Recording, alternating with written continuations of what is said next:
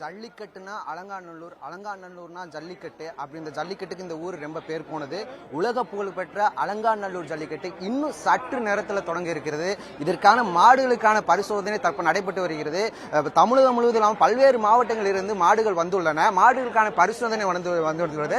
இங்க வந்து பரிசோதனை பார்த்தீங்கன்னா மாடுகள் வந்து சரியான ஹைட்ல இருக்கா, கொம்பு கூர்மையா இருக்கா, அது மட்டும் இல்லாமல் மாடுகள் வந்து ஏதேனும் மது கொடுக்கப்பட்டுள்ளதா, மாட்டின் கொம்புகள் சரியாக உள்ளதா என்ற பல்வேறு பரிசோதனைகள் பண்ணிட்டு வருகிறது.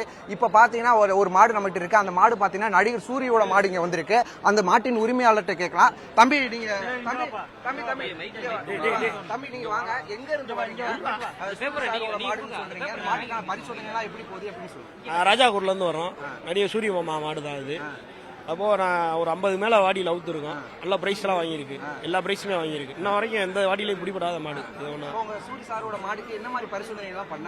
எல்லா மெடிக்கல் டெஸ்ட்டுமே பண்ணிட்டாங்க.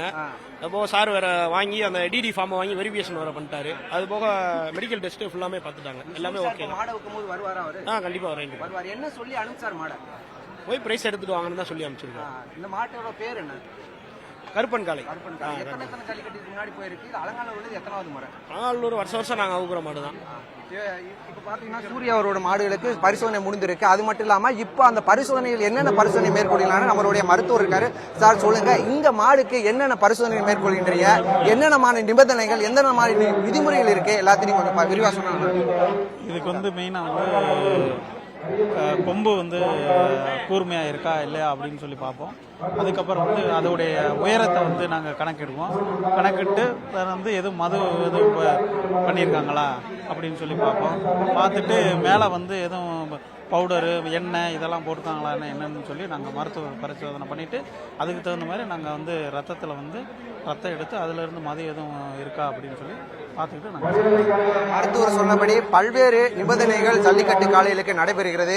இந்த அலங்காநல்லூர் ஜல்லிக்கட்டு என்பது சிறந்த காளையர்களுமான பங்கு பெறக்கூடிய ஒரு ஜல்லிக்கட்டு ஆகும். அது மட்டும் இல்ல, இந்த ஜல்லிக்கட்டு பார்த்தீங்கன்னா கடைசி சுற்று வந்து ரொம்ப பரபரப்பா இருக்கும். பரபரப்புக்கு பஞ்சம் இல்லாமல் போக காளைகளை தொட்டுப்பார் என்றும் காளைகளை முடிந்தால் பிடித்துப்பார் என்றும் காளையர்களும் காத்திருக்கிறார்கள். ஜல்லிக்கட்டை பார்ப்பதற்கு ரசிகர்களும் மக்களும் மிகுந்த எதிர்பார்ப்புடன் இருக்கிறார்கள். செய்திகளை உடனுக்குடன் தெரிந்து கொள்ள உடனே சப்ஸ்கிரைப் பண்ணுங்க.